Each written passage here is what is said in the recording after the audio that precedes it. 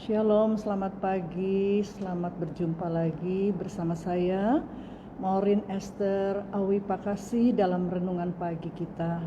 Hari ini hari Rabu, bulan Februari.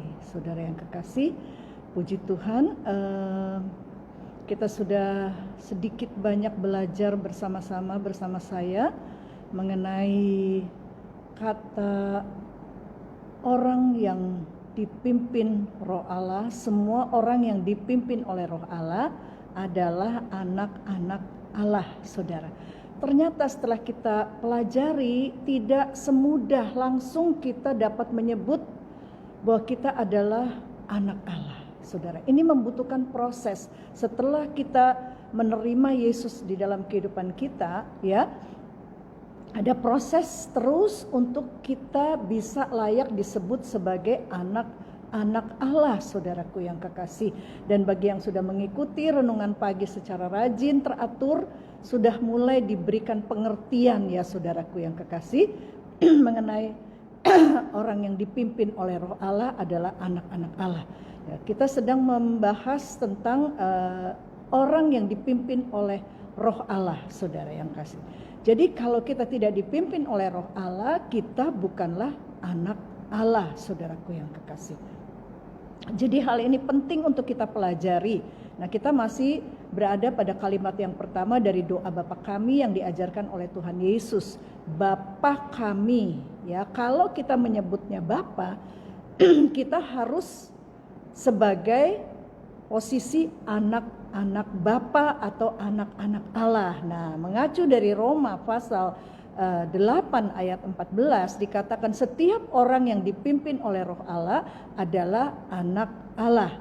Demikian juga mengacu dari Yohanes pasal 1 ayat 12, semua orang yang menerimanya diberinya kuasa supaya menjadi anak-anak Allah. Jadi tidak automatically menjadi anak Allah, tetapi diberi kuasa, ya, exousia, power, supaya menjadi, ya, itu dia saudara. Jadi ada proses ya saudara, kita sudah belajar yang mengikuti secara teratur. Jadi memang untuk mengerti hal ini, belajar doa Bapa kami yang hanya bukan sekedar format-format kalimat doa, tetapi ada tersirat di dalamnya saudara sebagai pola doa, pola kehidupan orang percaya saudara. Nah, kita sedang belajar apa sih anak Allah itu, ya, bagaimana anak Allah itu saudara yang kekasih. Dan anak Allah dikatakan yang dipimpin oleh Roh Allah. Nah, ini kita sedang belajar, baru sampai di sini saudara yang kekasih. Nah, memahami apa yang dimaksud dengan berjalan dalam roh, ya, dalam roh di situ huruf besar. Dalam Galatia 5 ayat 25, coba kita lihat dulu ya, Galatia 5 ayat 25. Jikalau kita hidup oleh roh, baiklah hidup kita juga dipimpin oleh Roh. Sekali lagi, Galatia 5 ayat 25. Jikalau kita hidup oleh Roh, baiklah hidup kita juga dipimpin oleh Roh, saudara yang kekasih. Maka jelaslah saudara yang kekasih bahwa kita harus melihat konteks ayat tersebut. Dalam topik apakah ayat itu muncul, saudara yang kekasih. Jadi kalau baca Alkitab tuh harus lihat topiknya ya saudara yang kekasih, harus lihat topiknya apa. Makanya kalau baca Alkitab itu harus seluruh perikopnya saudara, jangan cuma comot ayat-ayat ya. Nanti itu jadinya bukan Alkitabiah tapi ayatiah saudara yang kekasih. Tidak seperti itu. Belajar Alkitab atau membaca Alkitab sesuai konteksnya apa ya, sebab itu dibaca per perikop saudara yang kekasih. Jadi jelas bahwa kita harus melihat konteks ayat tersebut ya, dalam topik apakah ayat ini muncul saudara yang kekasih. Kita tidak boleh terjebak dengan kebiasaan. Nah, ini dia. Kita tidak boleh terjebak dengan kebiasaan mengambil kalimat dari salah satu ayat Alkitab dan mengisinya dengan pengertian yang keluar dari konteksnya. Itu tidak boleh, itu bisa salah saudara yang kekasih ya. Jadi kalau kita baca Alkitab, konteksnya apa ya, perikopnya apa, konteksnya apa. Jadi Jangan punya kebiasaan mengambil kalimat dari salah satu ayat Alkitab mengisi dengan pengertian yang keluar dari konteksnya, atau menggunakan suatu ayat kemudian memberi isi yang berbeda dengan maksud penulisan dari ayat itu. Ya, nggak boleh, tidak boleh seperti itu kalau disiplin membaca Alkitab, saudaraku yang kekasih. Ya, jadi bila kita mengamati dari Galatia 5, ya, ini mulai dari ayat 16 sampai 26, saudaraku yang kekasih, ya, itu panjang sekali. Konteksnya adalah mengenai konflik yang terjadi di dalam diri kehidupan orang percaya. Ya, dalam Galatia 5 itu dimulai dari ayat yang ke-16 sampai 26, konteksnya adalah konflik yang dihadapi orang percaya, saudara ya, yang terjadi di dalam diri kehidupan orang percaya. Bahwa orang percaya akan mengalami pergumulan, saudara, ya, antara mengikuti kehendak daging, sinful nature, atau kehendak roh. Itu saudara, pergumulan orang percaya, saudara, antara mengikuti kehendak daging, ya, sinful nature, atau kehendak roh. Dalam diri manusia ada kehendak yang saling bertentangan, ya, saudara yang kekasih, yaitu antara kehendak untuk melakukan kehendak Allah, ya, dan kehendak daging yang bertentangan dengan Tuhan tentunya, saudara yang kekasih. Coba kita baca sedikit ya. Di dalam Galatia pasal yang ke-5 ayat yang ke-17 misalnya. Sebab keinginan daging berlawanan dengan keinginan roh, ya. Rohnya Tuhan, roh Allah, huruf besar di situ. Dan keinginan roh, huruf besar, berlawanan dengan keinginan daging. Gak pernah bisa menyatu, saudara, antara keinginan roh dan keinginan daging. Nah, selanjutnya dikatakan karena keduanya bertentangan, sehingga kamu setiap kali tidak melakukan apa yang kamu kehendaki. Nah, duanya bertentangan, gak pernah bisa menyatu antara kehendak daging dan kehendak Allah, saudara ya. Kehendak daging itu ada sinful nature-nya manusia, saudara ya, yang berasal dari kodrat dosa, ya. Sekali lagi, dosa tidak bisa terhubung dengan Allah, ya. Allah tidak bisa terhubung dengan dosa, saudara yang kekasih. Nah, inilah pergumulan orang percaya, saudara, untuk apakah dia mau mengikuti kehendak dagingnya, ya, sinful nature-nya, atau kehendak roh, saudaraku yang kekasih. Pergumulan ini juga dipaparkan oleh Paulus di dalam Roma 7, saudara bisa catat saja, nggak usah baca karena waktunya tidak banyak, 21 sampai 23. Pergumulan tersebut diulas juga di dalam Galatia 5 ayat yang ke-17. Nah, kita bisa baca tuh Galatia 5 ayat yang ke-17 yang sudah saya baca tadi ya. Sebab keinginan daging berlawanan dengan keinginan roh, dan keinginan roh berlawanan dengan keinginan daging. Karena keduanya bertentangan sehingga kamu setiap kali tidak melakukan apa yang kamu kehendaki. Nah, pergumulan ini, saudaraku yang kekasih, harus diterima sebagai kewajaran pergumulan hidup orang percaya, saudara, yang sudah mengenal keselamatan di dalam Yesus Kristus. Harus diterima sebagai sesuatu yang wajar bagi orang yang sudah menerima Yesus Kristus sebagai juru selamatnya, saudara yang kekasih. Dalam tulisannya lagi, Paulus menyatakan bahwa sebelum ia bertobat, ya, ini pengalaman Paulus, dia tulis di dalam Alkitab, saudara, sebelum ia bertobat, ya, ia merasa tidak bercelah, dia merasa sudah sempurna dalam melakukan hukum, saudara, ya. Tetapi setelah dia mengenal Kristus, dia buang semua itu, saudara, ya. Yang apa dia rasa dia sudah sempurna dalam hukum Taurat, dia katakan dia tidak bercelah, ya, saudara yang kekasih. Tapi ternyata setelah dia mengenal Kristus, dia buang semuanya itu, saudara yang kekasih. Ya, itu di dalam Filipi 3, ya, di dalam Filipi pasal yang ketiga, ayat yang ketiga sampai yang ke-6, saudara bisa baca sendiri.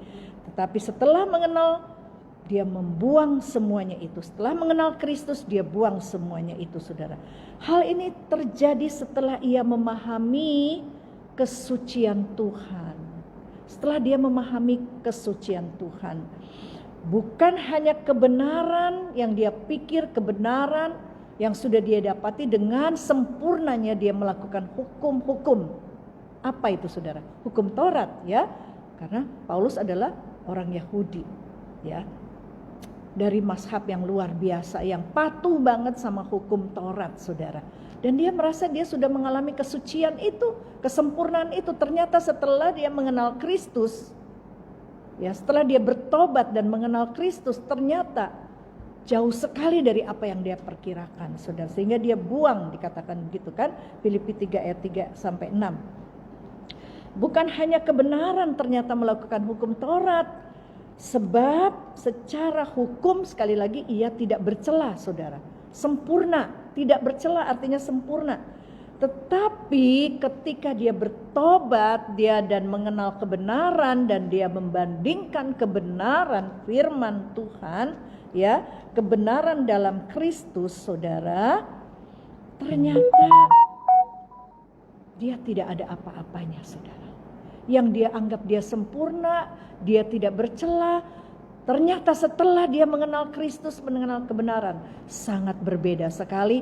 Sebab itu dia cepat-cepat membuang semuanya itu yang dia anggap sebagai kebanggaan, bahwa dia orang yang sudah berkenan kepada Bapa, saudara yang kekasih. Nah, sebab itu penting sekali kita belajar kebenaran firman Tuhan yang murni, saudara yang kekasih, ya.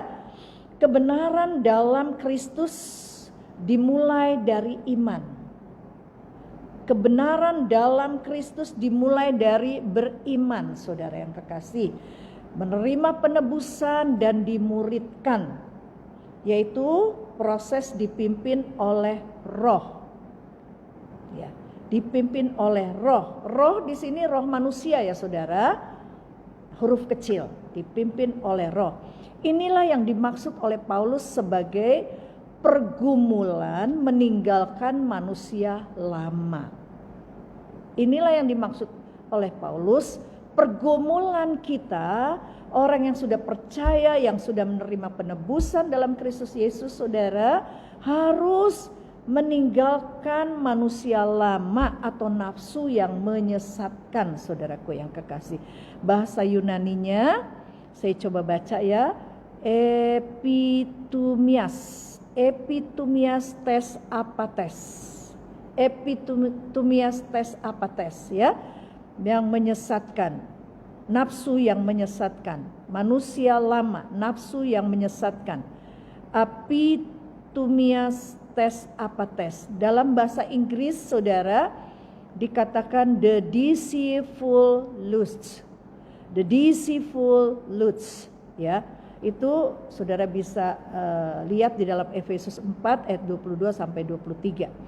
Panggilan untuk meninggalkan cara hidup yang lama dengan manusia lama, dengan nafsunya yang menyesatkan, dengan tindakan tidak memuaskan hasrat dosanya, ditulis pula oleh Paulus di dalam Roma 13 ayat 14. Jadi panggilan untuk menanggalkan cara hidup lama dengan nafsunya yang lama, dengan manusianya yang lama itu, saudara, ditulis pula oleh Paulus dalam Roma 13 ayat 14. Coba kita lihat dulu ya, ayat ini penting. Roma 13 ayat 14 dikatakan demikian. Tetapi kenakanlah Tuhan Yesus Kristus sebagai perlengkapan senjata terang. Dan janganlah merawat tubuhmu untuk memuaskan keinginannya. Jangan merawat tubuh kita hanya untuk memuaskan keinginannya, saudaraku yang kekasih. Nah, dalam terjemahan bahasa Indonesia diterjemahkan janganlah merawat tubuhmu untuk memuaskan keinginannya.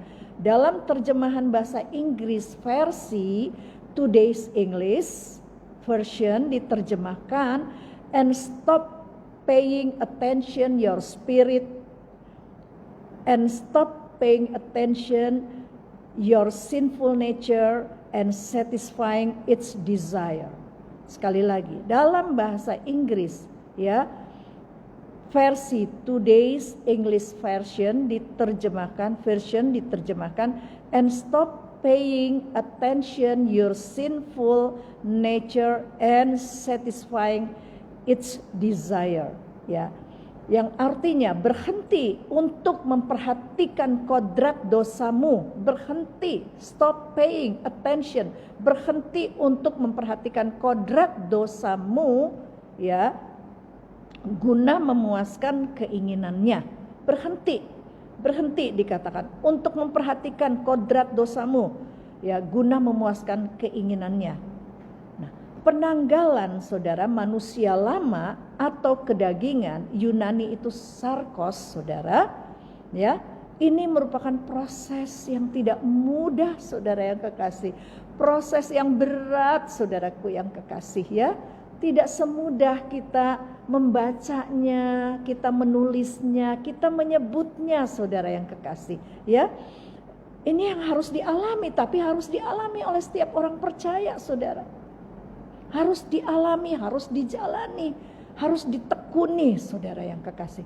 Proses meninggalkan manusia lama. Stop, katakan, paying attention to your sinful nature, ya, and satisfying its desire. Jangan saudara, berhenti memperhatikan kodrat dosamu guna memuaskan keinginannya, ya.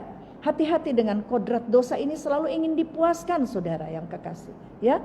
Dikatakan oleh Paulus, stop, dalam versi Today's English Version, ya, diterjemahkan demikian. Pergumulan ini adalah pergumulan untuk mengikuti kehendak roh huruf kecil saudara. Kodrat ilahi yang Tuhan telah berikan atau mengikuti kehendak daging, yaitu kodrat atau hukum dosa yang sudah melekat dalam diri manusia sebagai sinful nature. Jadi pergumulan ini adalah pergumulan untuk mengikuti kehendak roh saudara, kodrat ilahi, ya, divine nature, ya, kodrat ilahi yang Tuhan telah berikan kepada orang percaya yang telah menerima Yesus, ya, atau mengikuti kehendak daging atau kodrat atau hukum dosa yang sudah melekat di dalam hidupnya, di dalam dirinya, yaitu sinful nature saudara. Ya, kita harus berpindah. Ini proses saudara. Pergumulan membutuhkan proses saudara, ya, dari kodrat dosa menjadi kodrat ilahi, dari sinful nature menjadi divine nature saudara. Nah, inilah pergumulan yang harus dijalani oleh orang percaya saudara-saudaraku yang kekasih, ya. Inilah proses penyangkalan diri saudaraku, penyangkalan diri yang Tuhan Yesus maksudkan dalam Matius 16 ayat 24 saudara. Setiap orang yang mau mengikuti aku, ia harus menyangkal dirinya, memikul salibnya, dan mengikut aku. Ya, menyangkal diri, saudara sekalian. Ya, sangkal itu sinful nature, saudara, yang sudah melekat dalam diri manusia, saudara. Harus disangkal, saudara. Harus diperangi, saudara. Harus dikalahkan, saudaraku yang kekasih. Nah, inilah pergumulannya, saudara yang kekasih, ya. Dan ini tidak mudah, jadi membutuhkan kesungguhan, keseriusan, komitmen, saudara yang kekasih. Ya, penyangkalan diri merupakan proses yang melibatkan Allah dan diri kita secara penuh. Ya, proses penyangkalan diri melibatkan Allah dan diri kita secara penuh, melibatkan Allah dan diri kita secara penuh. Proses ini, ya, proses penyangkalan diri. Untuk itu Allah memberikan perlengkapan kepada kita, saudara yang kekasih, ya. Allah tahu batas-batas kekuatan dan kemampuan kita. Sebab itu Tuhan memberikan kepada kita Roh Kudus di dalam kita, saudara yang kekasih, ya. Kan sudah saya katakan bahwa orang percaya itu diberikan 4 perkara oleh Tuhan. Pertama, penebusan oleh Yesus Kristus. Kedua, Tuhan beri Roh Kudus dimeteraikan di dalam diri orang percaya. Ketiga, Allah memberikan kita Injil, saudara yang kekasih. Injilnya, Injil yang murni ya, bukan Injil yang lain, bukan spirit yang lain. Roh yang lain itu spirit, saudara ya, bukan pribadi. Yesus yang lain ya, bukan Injil yang lain, roh yang lain dan Yesus yang lain, tapi Injil yang murni, saudaraku yang kekasih ya. Dan yang keempat adalah sekolah kehidupan. Inilah yang diberikan oleh Tuhan bagi orang percaya, 4 hal ini. Sekali lagi, Tuhan berikan penebusan bagi orang percaya yang percaya dan menerima Yesus sebagai jalan keselamatannya. Kedua, Tuhan memberikan Roh Kudus yang dimeteraikan dalam diri orang percaya. Ketiga, diberikan Injil ya, dan Injil yang murni, Injil Yesus Kristus, saudara. Dan keempat, sekolah kehidupan, saudara yang kekasih ya. Jadi Tuhan memberikan perlengkapan, yaitu Roh Kudus yang ada dalam kita, membimbing kita kepada kebenaran. Firman Tuhan, bukankah kita sudah belajar dan membaca, menghafal bahwa Roh Kudus itu yang akan membawa kamu dalam seluruh kebenaran, saudara yang kekasih. Ya, haleluya, puji Tuhan. Membimbing kita, Roh Kudus ada di dalam kita untuk membimbing kita ke dalam seluruh kebenaran. Memberi pengertian terhadap firman-Nya, saudara. Yohanes 16 ayat 13, 1 Petrus 2 ayat yang ke-27. Jadi betapa pentingnya pengertian kita terhadap firman-Nya, saudara yang kekasih. Betapa pentingnya pengertian kita terhadap firman Tuhan yang murni itu. Karena firman Tuhan itu menuntun kita kepada kesucian Tuhan, saudara yang kekasih. Firman Allah yang kita ketahui, firman Allah yang kita pelajari, firman Allah yang kita lakukan, itulah yang menuntun kita kepada kesucian hidup. Enggak cukup, saudara, memiliki kesucian hidup kalau firman itu hanya kita pelajari, hanya kita taruh di otak kita sebagai pengetahuan yang mungkin kita bangga-banggakan, saudara. Ya, saudara yang kekasih. Kalau tidak dilakukan dalam kehidupan ini, kalau tidak ditaati dalam kehidupan, kalau tidak diaplikasikan dalam kehidupan, kalau tidak dipersonifikasikan dalam hidup ini, saudara. Sebab itu ada istilah, jadilah Alkitab yang berjalan. Jadilah firman yang hidup ya. Jadi firman yang dihidupi, firman yang dilakukan, firman yang ditaati, saudara yang kekasih. Itulah yang menguduskan kita, saudara yang kekasih. Haleluya, puji Tuhan. Ya, Yohanes 17 ayat 17. Firman Tuhan adalah cermin kesempurnaan yang menjadi ukuran kehidupan sehingga kita dapat mengerti tujuan ideal dan kehidupan kita. Tujuan ideal kehidupan kita. Firman Tuhan bagi umat perjanjian baru harus berpusat pada apa yang diajarkan dan dilakukan oleh Tuhan Yesus serta tulisan para rasul. Sekali lagi, firman Tuhan bagi umat perjanjian baru harus berpusat pada apa yang diajarkan dan dilakukan oleh Tuhan Yesus serta tulisan para rasul, saudara.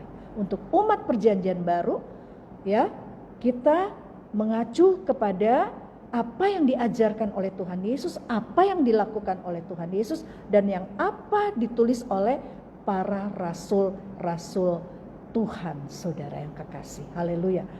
Roh Kudus, saudara, akan menguatkan batin manusia untuk melakukan firman Tuhan yang dalam ayat ini dikalimatkan Efesus 3 ayat 17. Efesus 3 ayat 17, coba kita lihat Efesus 3 ayat yang ke-17. Dikatakan demikian, sehingga oleh imanmu Kristus diam di dalam hatimu dan kamu berakar serta berdasar dalam kasih, saudara yang kekasih. Firman ya itu akan tertanam di dalam batin kita, di dalam iman kepada Kristus ya, di dalam hati kita dan berakar, saudara ya, akan diam di dalam hati kamu dan berakar serta berdasar di dalam kasih, saudara yang kekasih ya, berakar serta berdasar dalam kasih. Roh Kudus yang juga akan menguatkan batin kita untuk melakukan firman Tuhan seperti kalimat berakar serta berdasar dalam kasih. Allah juga berkarya melalui segala peristiwa. Inilah sekolah kehidupan itu, saudara ya. Allah juga berkarya dalam segala peristiwa yang diizinkan terjadi dalam hidup kita, saudara. Allah juga berkarya dalam segala peristiwa yang terjadi dalam hidup kita. Inilah sekolah kehidupan yang keempat tadi ya saudara. Penebusan, Injil, penebusan, Roh Kudus, Injil, dan sekolah kehidupan yang diberikan kepada orang percaya. Itulah segala peristiwa yang terjadi dalam hidup kita. Allah turut, Allah bekerja, Allah berkarya. Sebagaimana dalam Roma 8 ayat 28 dikatakan bahwa Allah bekerja dalam segala, nggak ada kata turut saudara dalam bahasa aslinya. Ya langsung Allah bekerja dalam segala sesuatu untuk mendatangkan kebaikan bagi setiap orang yang mengasihi Dia. Jadi Allah hanya berkarya kepada orang-orang yang hatinya mengasihi Tuhan, saudara yang kekasih. Ya. Kalau kita mengasihi Tuhan, tentu kita tidak akan melakukan hal-hal yang menyakiti hati Tuhan, bukan saudara? Nah, orang-orang yang demikianlah yang akan digarap Tuhan. Tuhan akan berkarya dalam hidupnya, saudara-saudara, untuk menyempurnakan dia, saudaraku yang kekasih. Jadi, segala sesuatu yang kita hadapi dalam kehidupan ini, kalau kita sudah mengasihi Tuhan, kita sudah mentaati Tuhan, saudara, kita sudah hidup berkenan kepada Tuhan, kemudian kok terjadi hal-hal seperti ini, itu sekolah kehidupan Tuhan bagi kita, saudara, untuk lebih menyempurnakan kita, untuk lebih menjadikan kita manusia yang berkenan kepada Tuhan. Jadi jangan cepat-cepat menolak masalah ya, kemudian kecewa sama Tuhan. Saudara jangan, kalau saudara tahu saudara sudah mengasihi Tuhan, saudara sudah menyenangkan hati Tuhan, kemudian datang masalah, itu sekolah kehidupan saudara, untuk lebih memurnikan saudara, untuk lebih menyempurnakan saudara dan saya. Haleluya, puji Tuhan. Kita terus sedikit lagi saudara. Ya, jadi melalui segala pengalaman hidup Tuhan mengajar kita untuk menanggalkan manusia lama dan mengenakan manusia baru, saudara. Allah akan menyediakan sarana ini, saudara, bagi kita. Allah akan menyediakan sarana-sarananya bagi kita, saudara.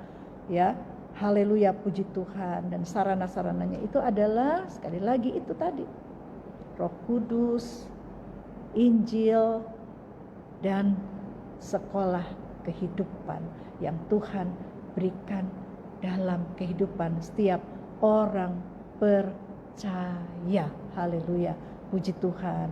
Di sini dulu sedikit-sedikit kita belajar, saudara, supaya kita lebih mengerti ya firman Tuhan. Karena di dalam Hosea 4 ayat 6 dikatakan, umatku, saudara, bukan orang luar, umatku binasa.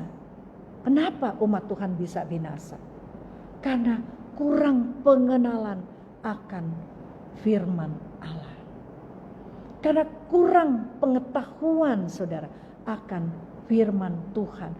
Kurang pengetahuan akan pribadi Allah, akan apa yang ada dalam pikiran Allah. Kurang pengetahuan apa yang ada di hati Allah, saudara, di perasaan Allah. Sehingga walaupun sudah umat, terancam binasa, saudara. Jangan pernah berpikir, oh saya sudah percaya Yesus, pokoknya saya sudah dibaptis, saya sudah percaya Yesus, saya sudah punya predikat orang Kristen, saya sudah ke gereja, saya sudah aktivis, saya sudah majelis, saya sudah pelayanan. No way, saudara. Kalau kita tidak mengenal kehendak Bapa, kalau kita tidak mengenal pikiran dan perasaan Bapa, kalau kita tidak memiliki pikiran dan perasaan Bapa, saudara, belum tentu kita selamat, saudaraku yang kekasih. Pelajari itu Hosea 4 ayat 6. Ya. Umatku binasa karena kurang pengenalan akan Tuhan. Sebab itu kita belajar ya saudara, bersama saya belajar, saya nggak mengajar, kita sama-sama belajar. Karena belajar firman seumur hidup. Tidak pernah boleh mencap saya sudah tamat firman Tuhan, saya sudah doktor teologi. No, tidak saudara. Belajar firman Tuhan sampai menutup mata. Tuhan memberkati, God bless. Mari kita sembahyang, kita berdoa. Bapa di sorga, terima kasih buat kebenaran-Mu yang Engkau boleh berikan lagi kepada kami pada pagi hari ini Tuhan. Hanya orang-orang yang haus dan lapar akan kebenaran, yang Tuhan akan bukakan rahasia-rahasia kebenaran firman-Mu Tuhan. Apa yang menjadi isi hati Tuhan, apa yang menjadi kehendak Tuhan akan diungkapkan bagi mereka yang lapar dan haus akan kebenaran. Terima kasih Bapa yang baik, biar kami punya hati yang selalu lapar dan haus akan kebenaran. Tuhan Yesus, sampai kami menutup mata, terpujilah Tuhan selama-lamanya. Diberkati mereka yang sudah bersama hamba dalam live streaming secara langsung Tuhan lewat Facebook.